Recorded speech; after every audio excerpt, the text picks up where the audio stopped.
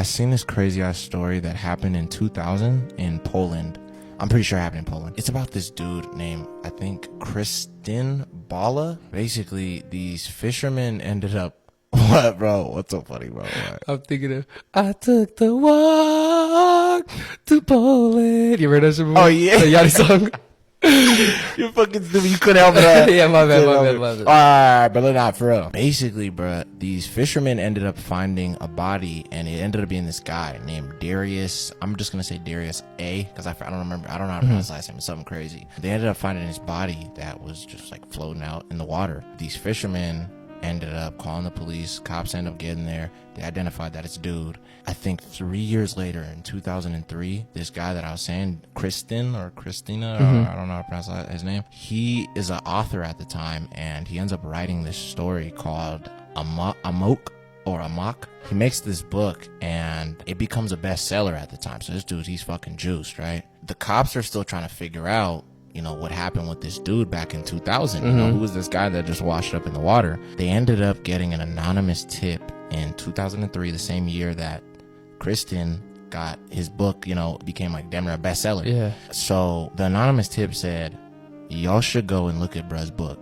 That's all I'm gonna say. Just read it. Just go read it, bruh, basically. The cops end up looking into dude Kristen's book, and when they look into the book, bro, they find out that a lot of the details, because I guess this book, I don't know what kind of story it was, but it had to be some type of horror, because there's a murder that happens in the story, and it's somebody does it to a girl, and it's hella similar to how He died in the middle. The guy that washed up. Darius died. Yeah. The cops are like, this is hella weird, and it's hella similar, but it's like, it's just the gender swapped. They end up taking dude in, and I think they started interviewing people that knew bruh. Apparently, they find out that he was a friend to Kristen's ex-wife. Oh, shit. So they were just like, bro, this is too close to home, bro. And then you ended up making a fucking banger off of this shit. Oh, God. Come on, dude. It's you, bro. So in 2007, he ended up getting sentenced to 25 years. Oh, shit. That's it. They got a confession out of him, or they just had enough evidence? It was basically just enough evidence, bro. You know, they just put two and two to the next. And then I think there was just probably some other things that just,